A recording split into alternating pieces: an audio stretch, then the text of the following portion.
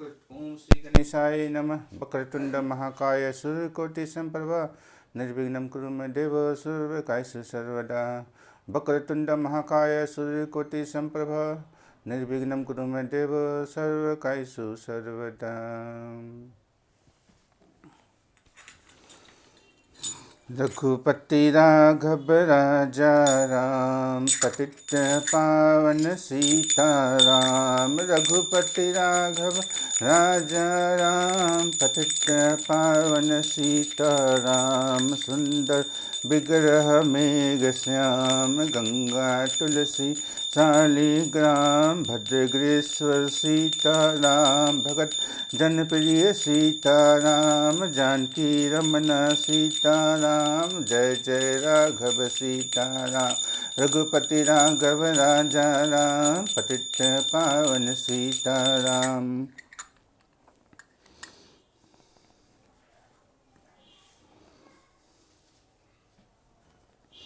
कौन कहता है भगवान आते नहीं? कौन कहता है भगवान आते नहीं? कौन कहता है भगवान आते नहीं? अच्युतम केशवम कृष्ण दामोदरम राम नारायणम जानकी वल्लभम। कौन कहता है भगवान आते नहीं? कौन कहता है भगवान आते नहीं? अच्युतम केशवम कृष्ण दामोदरम राम नारायणम जानकी वल्लभम। राम नारायणम जानकी वल्लभम। अच्युतम केशवम कृष्ण दामोदरम राम नारायणम जानकी वल्लभम। राम नारायणम जानकी वल्लभम। कौन कहता है भगवान आते नहीं? मीरा के जैसे तुम बुलाते नहीं। कौन कहता है भगवान आते नहीं? मीरा के जैसे तुम बुलाते नहीं। अच्युतम केशवम कृष्ण दामोदरम राम नारायणम जानकी वल्लभम। कौन कहता है भगवान आते नहीं? मीरा के जैसे तुम बुलाते नहीं। अच्युतम केशवम कृष्ण दामोदरम राम नारायणम जानकी वल्लभम। कौन कहता है भगवान खाते नहीं? बेर सबरी के जैसे खिलाते नहीं। बेर सबरी के जैसे खिलाते नहीं। कौन कहता है भगवान खाते नहीं? बेर सबरी के जैसे खिलाते नहीं। बेर सबरी के जैसे खिलाते नहीं। अच्युतम केशवम कृष्ण दामोदरम जानकी वल्लभम। राम नारायणम जानकी वल्लभम। कौन कहता है भगवान खाते नहीं? माता सबरी के जैसे बेर तुम खिलाते नहीं। अच्युतम केशवम कृष्ण दामोदरम राम नारायणम जानकी वल्लभम। कौन कहता है भगवान सोते नहीं? कौन कहता है भगवान सोते नहीं? माँ जसोदा के जैसे सुलाते नहीं। माँ जसोदा के जैसे सुलाते नहीं। कौन कहता है भगवान सोते नहीं? माता जसोदा के जैसे सुलाते नहीं। अच्युतम केशवम कृष्ण दामोदरम राम नारायणम जानकी वल्लभम।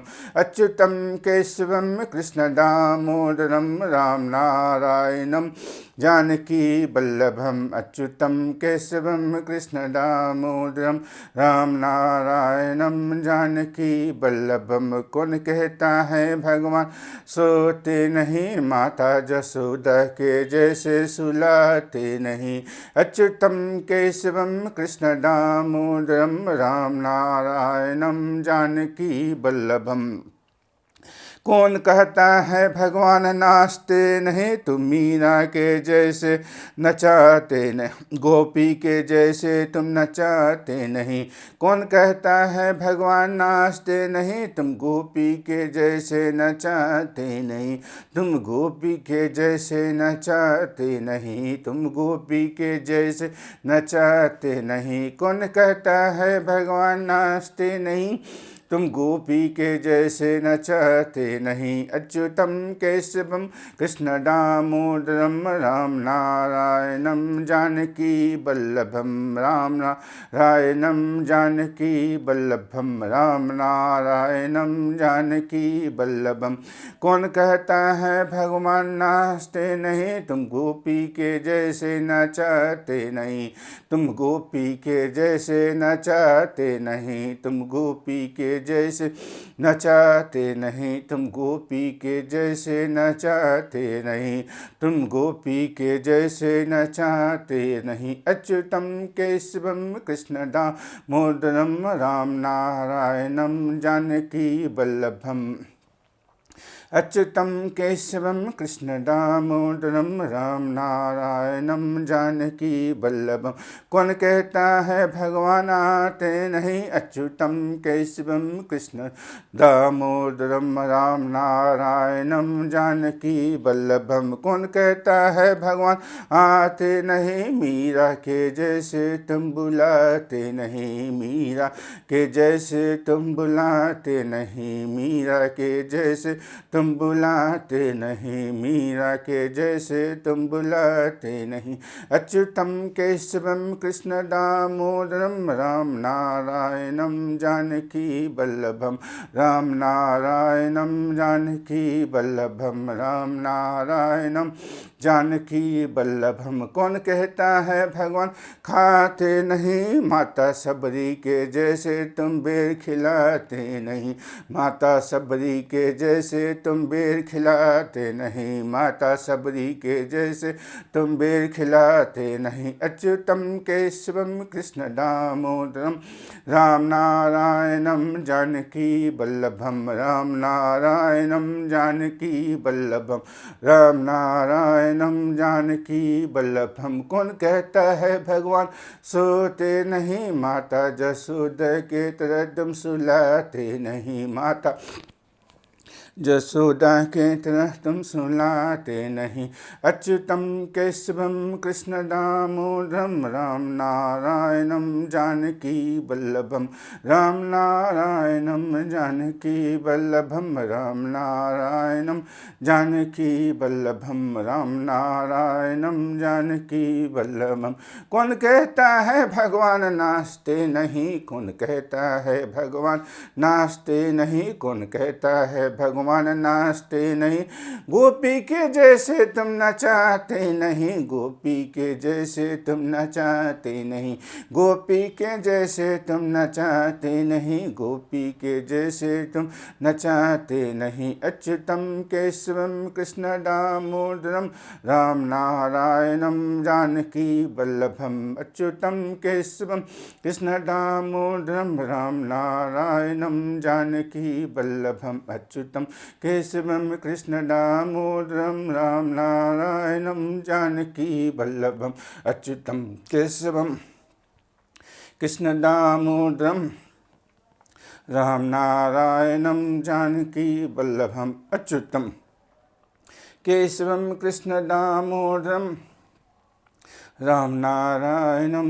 जानकी वल्लभम। कौन कहता है भगवान आते नहीं, कौन कहता है भगवान आते नहीं, कौन कहता है भगवान आते नहीं। अच्युतम केशवम कृष्ण दामोदरम राम नारायणम जानकी वल्लभम। तो भगवान भी आते हैं, बहुत सारे हमने ऋषि मुनियों को देखा, भगवान को ही बुला लिया है। आइए अब हम भी भगवान को बुलाते हैं। भगवान के पास पहुंचने के कौन से रास्ते हैं। आज राम कथा का 13वां दिन है। राम कथा में सभी श्रोतागण भक्तगणों एवं पवन पुत्र हनुमान जी का स्वागत है। पहले हम पवन पुत्र हनुमान जी की आवाहन करेंगे। ओम श्री परमात्मने नमः। परन बहु पवन कुमार खलबल पावा ज्ञान घन जासु हृदयागार बसी राम सर चाप धर। हे हनुमान जी, हे प्रभु, आपने सारी कथाएं देख चुकी है। आप प्रभु के प्रिय भक्तों, आप सब हम सब पर और हमारे भक्तगणों पर अमृत में कृपा की दृष्टि कीजिए, ताकि इस मनोहर लीला का, इस दिव्य लीला का वर्णन कर सकूं। जय श्री राम, जय प्रभु श्री राम, जय हनुमान जी। आपके चरणों में नित्य निमंत्रण है, आप हमारे घर में पधारे हैं। जय कोटि कोटि नमन है प्रभु, आपको मेरा कोटि कोटि नमन है। आइए, राम कथा में आज का 14वां दिन है। पिछले सत्र तक हमने देखा राम सती का कैसे देश त्याग हुआ, देवता लोग और भगवान विष्णु स्वयं भगवान शिव को विवाह के लिए तैयारी करते हैं, आग्रह करते हैं। सती का देह त्याग होने के बाद पार्वती के रूप में पुनर्जन्म होता है। माता सती राम कथा में संशय के चलते ही उन्होंने देह त्याग कर दिया था। प्रभु कहते हैं, जिसने भी मेरी भक्ति में अपना शरीर को त्याग किया है, चाहे वो भक्ति के दो रूप होते हैं। एक भक्ति होती है जो हम प्यार करते हैं, दूसरी भक्ति वो होती है, विरोधा भक्ति होती है, जो कंस और रावण ने किया था। मरते समय भी राम, सोते समय भी राम, जागते समय भी कृष्ण, इधर उधर जा रहे हैं, इधर उधर बात कर रहे हैं, तो उस समय भी कृष्ण। ये विरोधा भक्ति है। विरोधा भक्ति जो है बाकी सब भक्तियों से तप होती है। विरोधा भक्ति में आपको भगवान के समकक्ष प्रस्तुत करना होती है। तो आज भी जो हरि हैं, उनके जो लीगल एडवाइसेस हैं, जिनको बोलते हैं मुख्य कार्यकर्ता, वो कंस और रावण ही हैं, क्योंकि वो भगवान के इक्वल नॉलेज रखते थे, भगवान के समकक्ष नॉलेज रखते थे। उन्होंने भगवान से युद्ध किया, भगवान के हाथों ही मारा गया। तो इसलिए हम कभी रावण वध नहीं बोलते हैं, कभी कंस वध नहीं बोलते, हम बोलते हैं कंस उद्धार, रावण उद्धार, अमला अर्जुन उद्धार, तारका उद्धार। भगवान ने जिस चीज़ को भी अपने हाथों से मारा, उन सबको भगवान ने उद्धार कर दिया, और प्रभु ने सबको अपने संस ले लिया। गोस्वामी तुलसीदास जी कहते हैं मानस में, चाहे राम बोलो या मरा बोलो, उल्टो सीधो राम नाम सब प्रभु के काम। जैसा भी नाम लो वो प्रभु का ही नाम है, और सब प्रभु के खाते में एंट्री हो रही है। जिस तरह से हम बैंक में जाते हैं तो बैंक हमारे एक पासबुक तैयार कर देता है, उस पासबुक में हमारी जो जमा होता है उसका लेखा करता है, और जो हम पैसे निकालते हैं उसका वो माइनस कर देता है। उसी तरह से भगवान हरि के पास एक पासबुक है, उसमें आप भगवान हरि के जितने नाम लोगे वो सब उसमें प्लस हो जाते हैं, और जितने भी नाम आप अपराध करते हैं वो सब माइनस हो जाते हैं। तो इसी तरह से हमारी ज़िंदगी एक बैंक की तरह पासबुक है, और इस ज़िंदगी में हम कैसे गोता लगाएंगे, आइए हम राम कथा के माध्यम से जानते हैं। तो हमने राम कथा के 13वें शतक तक हमने देखा, सती ने देह त्याग कर दिया, सती का पुनर्जन्म होता है पार्वती के रूप में। माता पार्वती शिव जी से, नारद जी के बोलने पर शिव जी से विवाह करने के लिए शिव जी को पति के रूप में मानने की तपस्या कर रही थी। देवता और सभी लोग मिलकर भगवान शिव को मना रहे थे विवाह के लिए।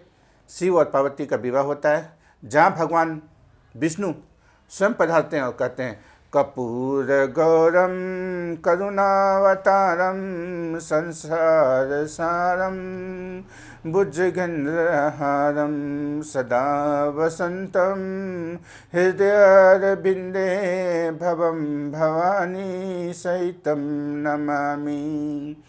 कर्पूरगौरं करुणावतारं संसारसारं भुजगेन्द्रहारं सदा वसन्तं हृदयारविन्दे भवं भवानी सहितं नमामि। कर्पूरगौरं करुणावतारं संसारसारं भुजगेन्द्रहारं सदा वसन्तं हृदयारविन्दे भवं भवानी सहितं नमामि कर्पूरगौरं करुणावतारं संसारसारं भुजगेन्द्रहारं सदा वसन्तं हृदयारविन्दे भवं भवानी सहितं नमामि कर्पूरगौरं करुणावतारं संसारसारं भुजगेन्द्रहारं सदा वसन्तं हृदयारविन्दे भवं भवानी सहितं नमामि। देखिए भगवान शिव का कितना बड़ा व्यक्तित्व है। भगवान विष्णु जो स्वयं इस जग के रचयिता है, वो स्वयं भगवान शिव को करुणा अवतार मानते हैं और भगवान शिव के विवाह में शादी में पधारते हैं और ये गीत गाते हैं। तो माता पार्वती का भगवान शिव के साथ विवाह हो जाता है। जब कैलाश पर पहुंचती है माता पार्वती, तो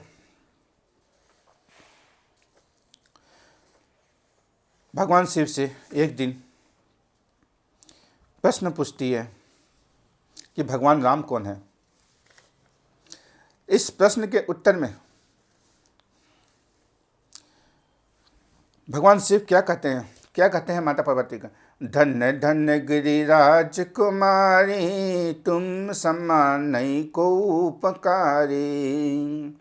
धन्य धन्य गिरिराज कुमारी तुम समान नहीं को उपकारी। पूछ्यो रघुपति कथा प्रसंगा। हे गिरिराज कुमारी, हे पर्वतराज की पुत्री, आप धन्य हो जो आपने मुझसे इतना सुंदर क्वेश्चन पूछा है और मुझे प्रश्न कर दिया। तुम्हारे समान इस दुनिया में कोई दूसरा उपकारी हो नहीं सकता। शिव जी एक सिद्धांत बताते हुए कहते हैं, इस संसार में वही व्यक्ति हमारा सबसे बड़ा अधिकारी है जो भगवान के विषय में हमसे कुछ पूछता है या भगवान के विषय में हमें कुछ सुनाता है। इससे बड़ा दानी व्यक्ति इस दुनिया में कोई नहीं हो सकता। अब माता पार्वती का इस क्वेश्चन को भगवान शिव किस रूप में उत्तर देते हैं, ये बहुत बड़ी जिज्ञासा होती है इस प्रश्न। और भगवान शिव कहते हैं, हे गिरिराज कुमारी, आपने जो ये क्वेश्चन पूछा है इससे तो मेरा तो कल्याण होगा ही, और साथ ही साथ जो हमारे भक्तगण सुनने वाले हैं उसका भी सभी तरह से कल्याण होगा। भगवान शिव क्या कहते हैं भगवान की कथा महिमा बताते हुए, राम कथा सुंदर करतारी संशय विहग उराव निहारी। राम कथा कली बितप कुठारी सादर सुनु गिरिराज कुमारी। राम कथा सुंदर करतारी संशय विहग उराव निहारी। राम कथा कली बितप उता कुठारी सादर सुनु गिरिराज कुमारी। शिव जी कहते हैं, राम कथा जो है यह कैसी है, संशय विहग उराव निहारी। ये कथा सभी संशय का नाश करने वाली है और कलयुग के लिए तो कुठार के समान है। कुठार का अर्थ होता है कुल्हाड़ी। कुल्हाड़ी से जैसे हम कोई से बड़ा से बड़ा वृक्ष काट सकते हैं, उसी तरह से हम अपने संशय को राम कथा सुनकर कल्याण कर सकते हैं। इसलिए हे गिरिराज कुमारी, आप इस कथा को सुनो। गिरिराज कुमारी कहने का अर्थ है पर्वत जैसे आदिक होते हैं, वो कभी विचलित नहीं होता, उसी तरह से तुम कथा सुनने में कभी अविचलित नहीं होगी। ऐसा मुझे विश्वास है, क्योंकि पहले तुम सती के रूप में जब थी तब तुम बार बार कथा में विचलित हो जाती थी, लेकिन अब तुम पर्वत की पुत्री हो, इसलिए तुम्हें विचलित नहीं होना चाहिए और बिना विचलित हुए आदर के साथ तुम कथा सुनोगी, ऐसा मेरा दृढ़ विश्वास है। तो शिव जी कहते हैं, सबसे पहले कि हम सुनेंगे भगवान राम के अवतार का कारण क्या है, क्यों भगवान अपना धाम छोड़कर इस धरती पर प्रकट होते हैं। तो शिव जी कहते हैं, राम जन्म के हेतु अनेका। राम जन्म के हेतु अनेका। परम विचित्र एक ते एका,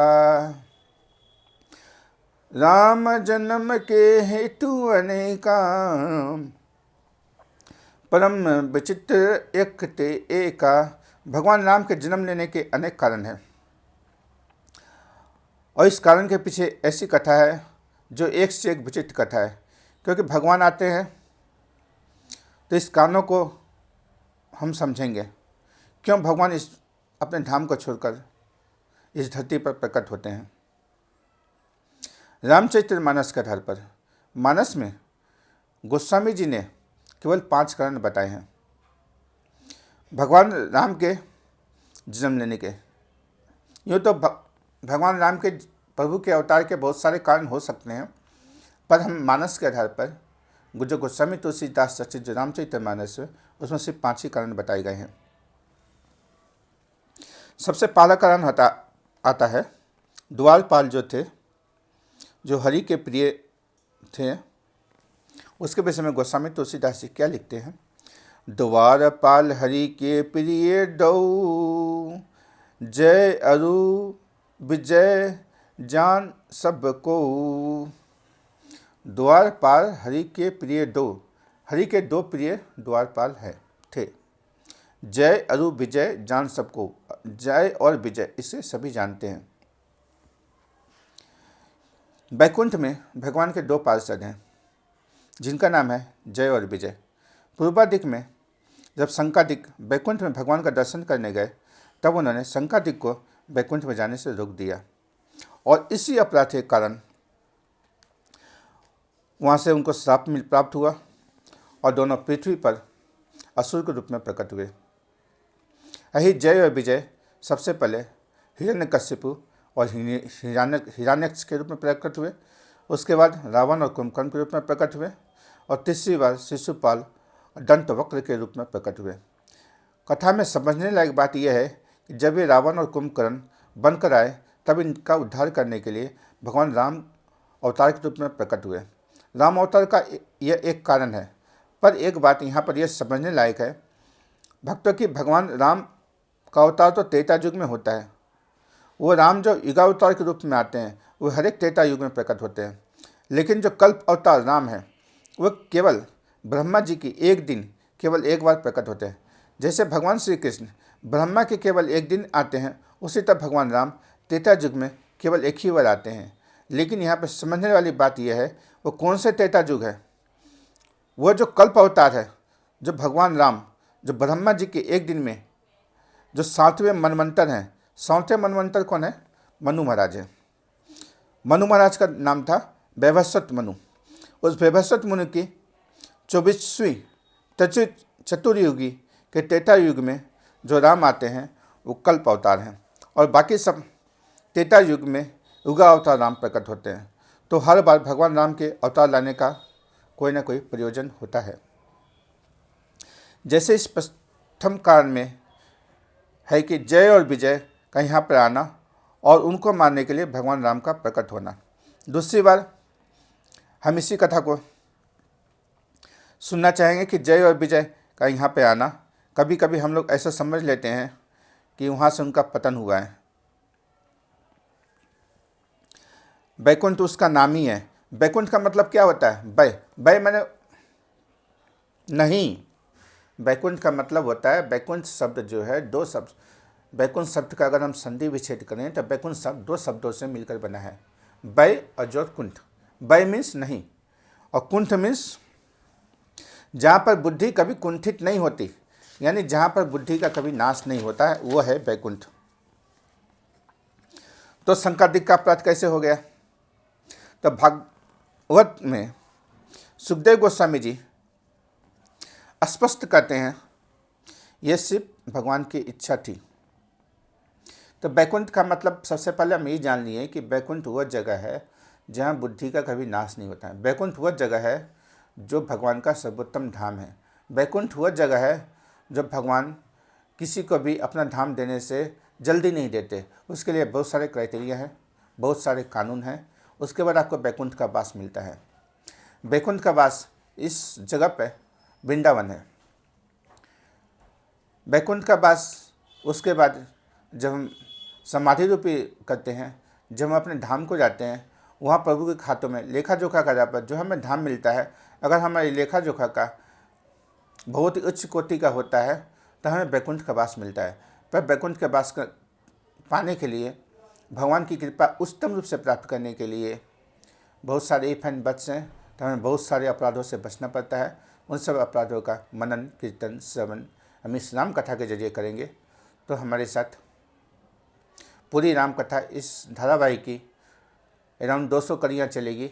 इन सभी कड़ियों में आप बारीकी से प्रभु के मनन ध्यान, रूप कीर्तन, राम संकीर्तन और कैसे प्रभु को अपने हृदय में पेंट किया जाए, जैसे प्रभु ही प्रभु वास करे, ऐसे हम सब बताएंगे।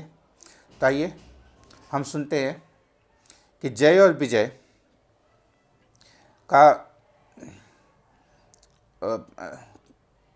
का जो धरती पे आना था, ये भगवान की इच्छा थी। और हमारे आचार्यों ने भी कहा है कि वीर रस का आस्वादन करने के लिए भगवान ने ये लीला की थी।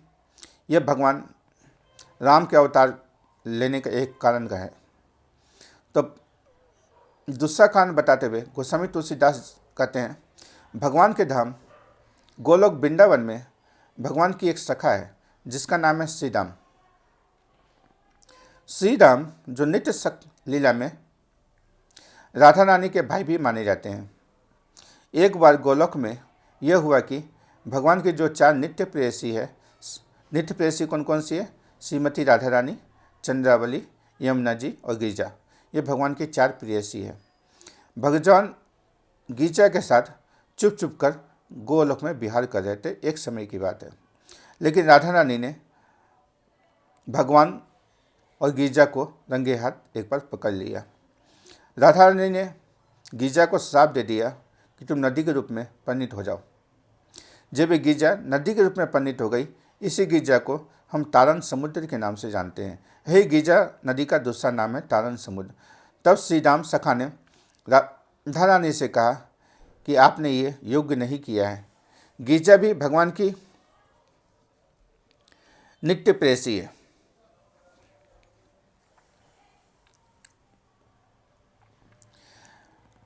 उन्हें भी कृष्ण के साथ जाने का समान अधिकार है, तो आपने उन्हें श्राप क्यों दे दिया? ऐसा करते हुए श्री राम ने श्राप दिया कि 100 साल तक भगवान से आपका वियोग हो जाएगा।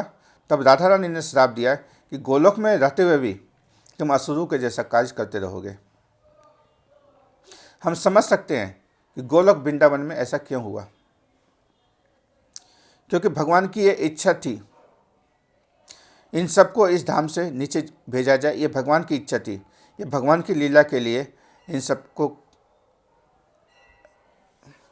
ये घटना की गई। भगवान की लीला के लिए इनको नीचे भेजा गया।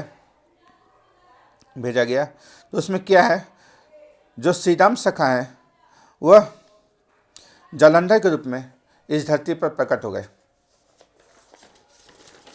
वही जालंधर इस धरती पर प्रकट हो गए। उसी तरह से हम अपने संशय जालंधर के रूप में इस धरती पर प्रकट हो गए।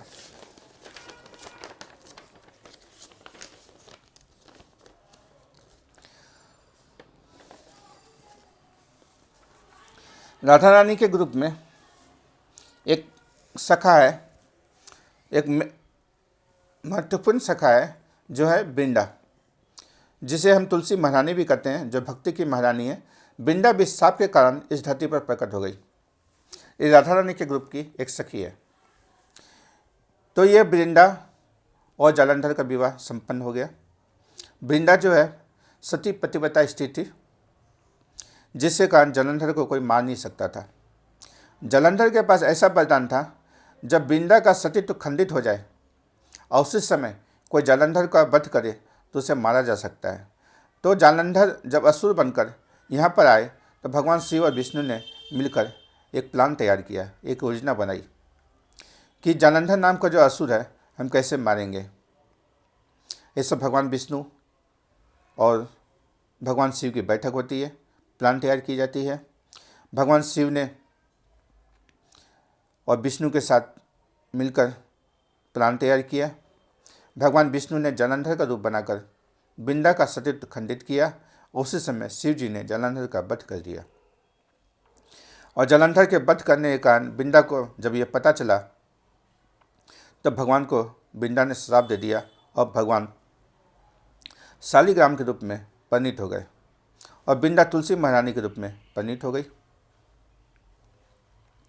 भगवान और तुलसी जी का विवाह होता है, दोनों का विवाह संपन्न होता है। लेकिन हम एक बात समझना चाहेंगे कि इसका राम अवतार से क्या कनेक्शन है।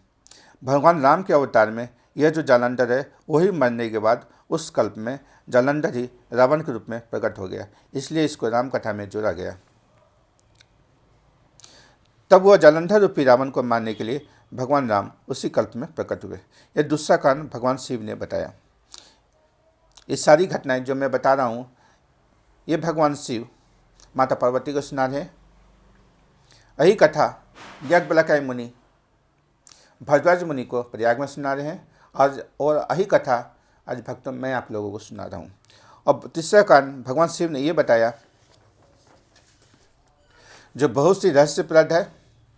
उस कान को बताते हुए शिव जी कहते हैं माता पार्वती से, नारद श्राप दिन एक बारा, कल्प एक ते ही लगी अवतारा, गिरजा चकित भय सुनि वाणी, नारद विष्णु भक्त पुनि ज्ञानी।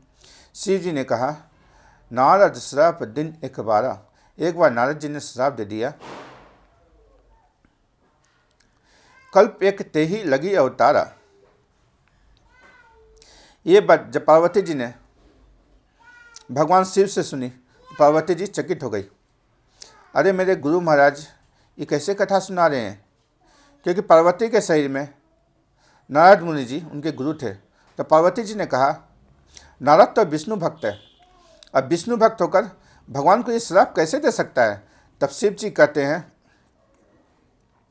कारण कवन श्राप मुनि दिन्हा, का अपराध रमापति दिन किन्ना, यह प्रसंग मोहि कहूँ पुरारी, मुनि मन मोह अचरज भारी। जब शिव जी पूछते हैं, जब माता पार्वती पूछती है शिव जी से कि आप बताइए ऐसा कैसे हो गया। कावन कवन श्राप मुनि दिन्हा, का अपराध रमापति किन्हा, यह प्रसंग मोहि कहूँ पुरारी, मुनि मन मोह अचरज भारी। बड़ी आश्चर्य की बात है। हे प्रभु, मुझे ये विस्तार से बताइए कि नारद तो विष्णु भक्त है और विष्णु को इस श्राप कैसे दे दिया, क्या कारण था। रमापति का अपराध रमापति किन्ना, कारण कवन श्राप मुनि ने, किस कारण से मुनि ने श्राप दे दिया। का अपराध रमापति किन्ना, क्या अपराध किया था रमापति लक्ष्मीपति भगवान विष्णु ने। तब भगवान शिव जी कहते हैं कि मैं एक बार तपस्या करते हुए कामदेव को भस्म कर दिया। जब मैं एक बार तपस्या कर रहा था तब मैंने एक बार ये हुआ कि मैंने तपस्या करते हुए मैंने कामदेव को भस्म कर दिया, लेकिन मैं क्रोध को नहीं रोक पाया। तब नारद मुनि ने सोचा, शिव जी ने तो काम को भस्म कर दिया लेकिन क्रोध पर इनका कोई बस नहीं है। तब नारद मुनि घूमते हुए मेरू पर्वत के एक कंदरा में जा रहे थे। उस मेरू पर्वत के कंदरा को देखकर नारद मुनि को इतना आनंद हुआ कि नारद मुनि सोचने लगे कि यहाँ बैठकर मैं तपस्या करने लगूँ। नारद मुनि इस सुंदर प्रदेश को देखकर तपस्या प्रारंभ कर दी। नारद मुनि जब तपस्या कर रहे थे तो इंद्र के मन में संशय हुआ कि यह नारद स्वर्गलोक में राजा बनना चाहता है। इसलिए उन्होंने अप्सराओं का झुंड भेजा और कहा कि आप इन्हें विचलित कर दीजिए। अप्सराओं ने नारद जी के तपस्या को विचलित करना चाहा, विचलित करने का बहुत प्रयास किया, लेकिन नारद मुनि विचलित नहीं हुए। तब नारद मुनि को लगा कि मैंने अपनी तपस्या पूरी कर ली है। वही नारद मुनि यह समाचार देने के लिए शिव जी के पास आते हैं और कहते हैं कि आपने कुछ सुना या नहीं। तो शिव जी बोलते हैं, क्या मैं क्या सुनूंगा, जब तक आप बताओगे नहीं मुनि तब तक मैं क्या सुनूंगा। आप बताओ, नहीं आप बताइए आपने कुछ सुना है या नहीं सुना। तो नारद मुनि कहते हैं, मुझे को नहीं पता, मैंने तो कुछ सुना ही नहीं। तब बहुत देर से इस तरह की बातें चलती रही। इसके बाद नारद मुनि कहते हैं शिव जी से, मैंने कामदेव को भी पराजित कर दिया है और क्रोध को भी जीत लिया है। और सोचिए, आपने तो केवल काम को पराजित किया था, लेकिन आप क्रोध को नहीं जीत पाए थे। तब शिव जी नारद से कहते हैं, नारद मुनि जरा अपना कान इधर ले आइए। और नारद मुनि जैसे ही नजदीक चले गए, तब शिव जी ने कहा, ये बात जो आज तुमने मुझे बताई है ना, ये कहीं भगवान को जाकर मत बता देना, और गलती से ही मत बता देना। और बैकुंठ में जब जाना, तब भूलकर भी इस बात की चर्चा मत कर लेना।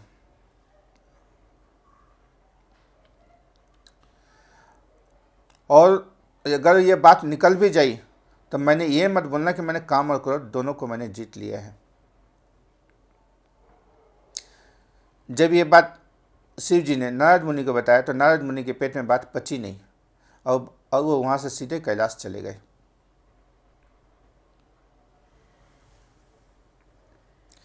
और उन्होंने बैकुंठ में जाकर भगवान के पास गए। पहले भगवान से इधर उधर की बातें करते हैं नारद जी। उसके बाद जब इधर उधर की बातें समाप्त हो गई, तो भगवान को नारद जी कहते हैं, भगवान आपको पता है, आपको कुछ पता चला है क्या? भगवान बोलते हैं, नहीं बता। यूँ तो भगवान अंतर्यामी है, और फिर भी बोल रहे हैं कि मेरे को तो कुछ नहीं पता, बताइए आपने क्या किया है, क्या मुझे तो नहीं पता, आप बताइए। तो वही बात जो भगवान शिव को नारद मुनि ने बताई थी, वही बात भगवान को भी बता दिया उन्होंने कि मैंने काम और क्रोध दोनों को जीत लिया है। भगवान समझ गए कि मेरे भक्त के अंदर अहंकार आ गया है।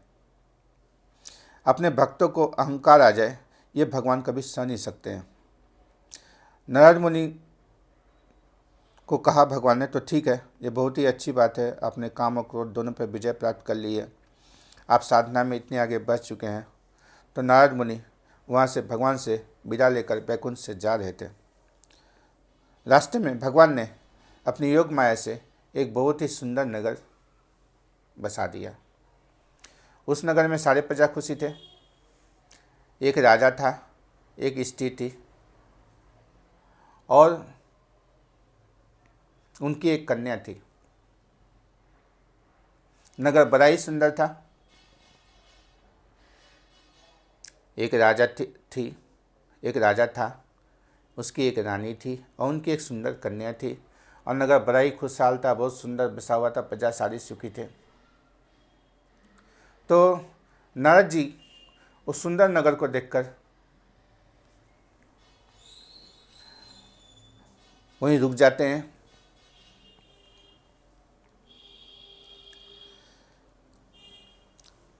जो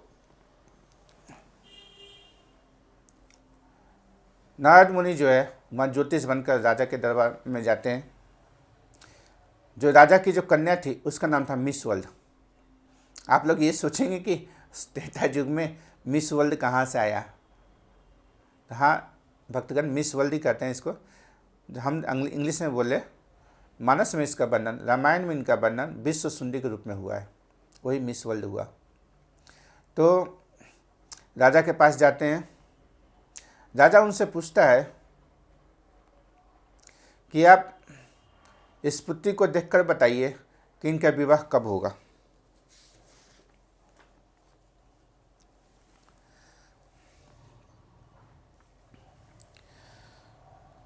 जैसे ही राजा ने उसने कन्या के विवाह में पूछा, उसी समय नारद जी का मन उस विश्व सुंदरी पर आ चुका था।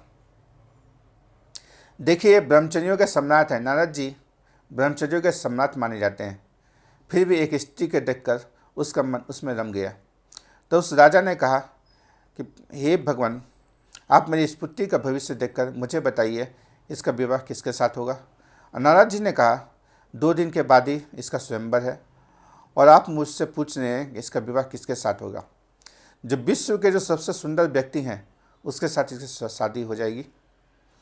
और मन ही मन नारद जी सोच रहे थे, इसकी शादी तो मेरे से ही होगी, इसकी शादी तो मैं ही करूँगा।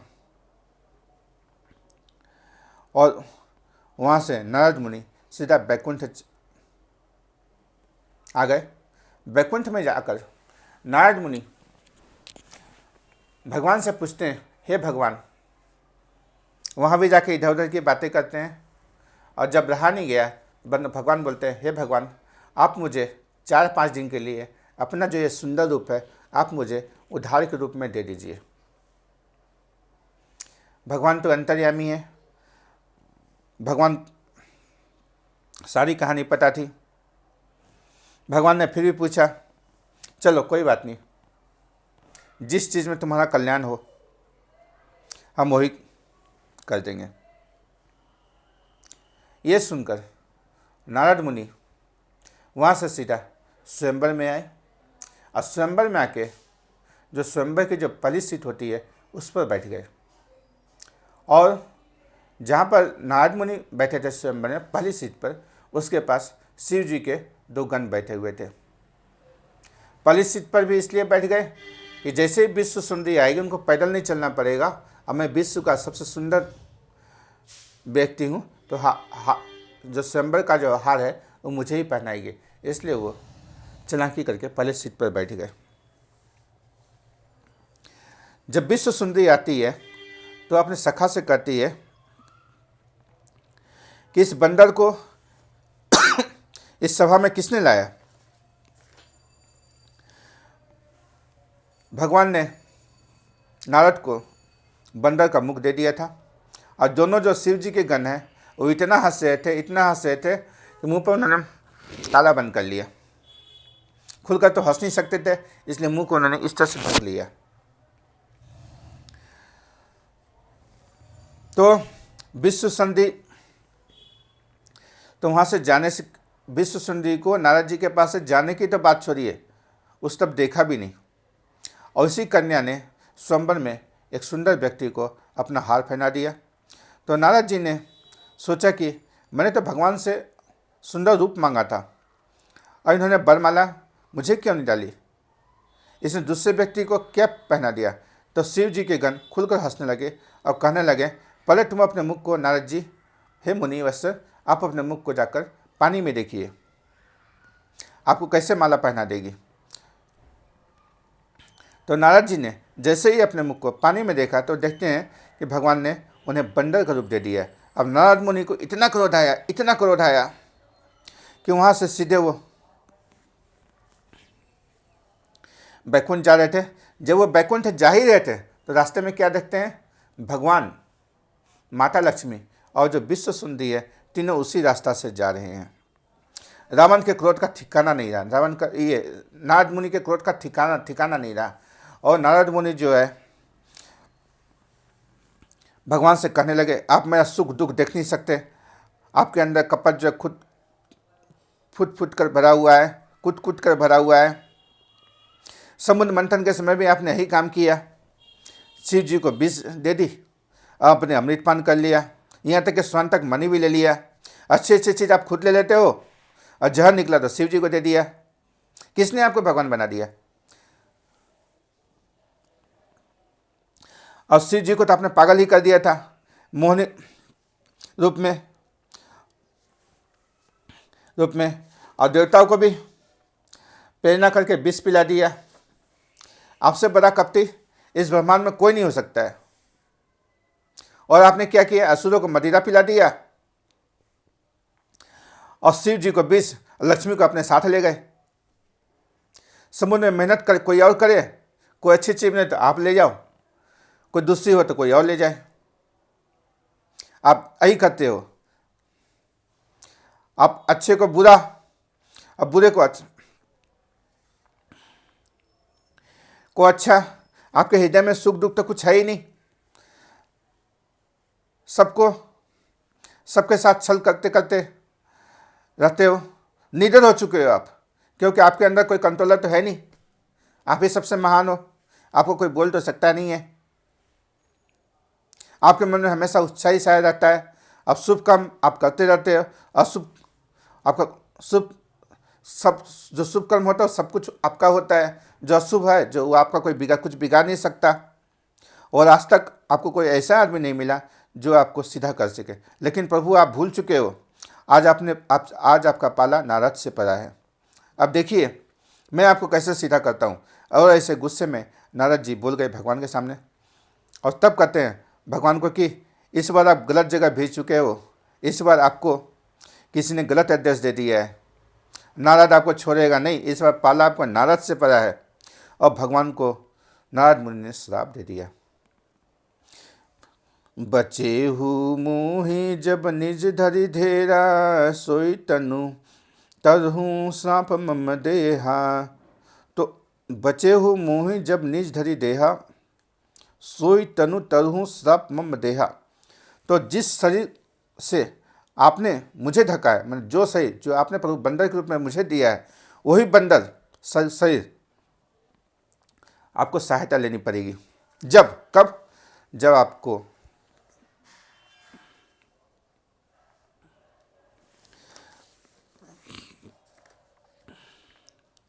कि पत्नी का हरण हो जाए, यही मेरा श्राप है। इस तरह से नारद मुनि ने भगवान को श्राप दे दिया। फिर नारद मुनि ने जो शिव के जो दो गण थे जो हंस रहे थे, उनको भी श्राप दे दिया, तुम भी असुर बन जाओगे। वही जो दो शिव जी के गण थे वही रावण और कुंभकर्ण के रूप में प्रकट हुए। उसे मारने के लिए भगवान राम ने अवतार लिया।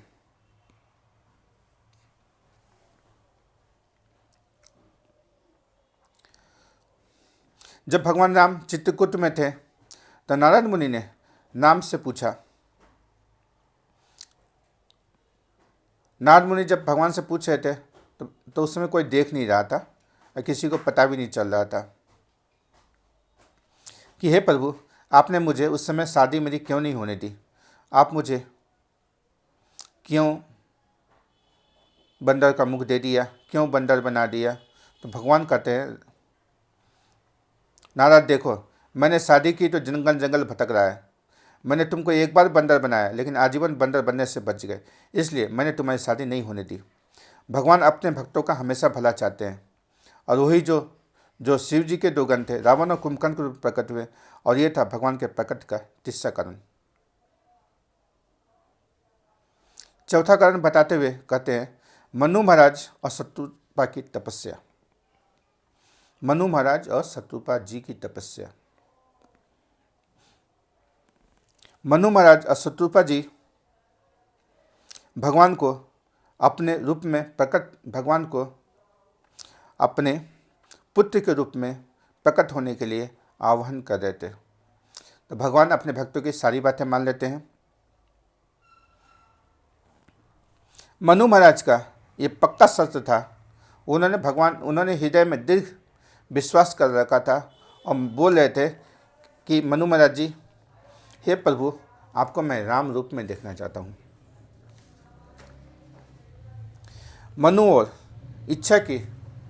मनु और शत्रुपा जी की इच्छा को पूर्ण करने के लिए भगवान ने राम रूप अवतार लिया। ये राम के अवतार का चौथा कारण था,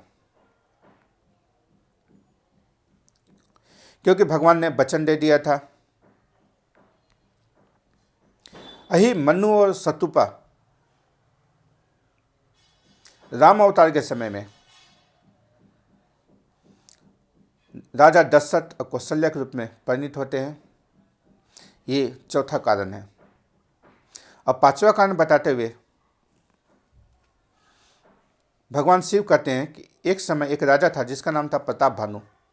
उसका एक भाई था अरिमर्दन, उसका एक मंत्री था धर्मरुचि।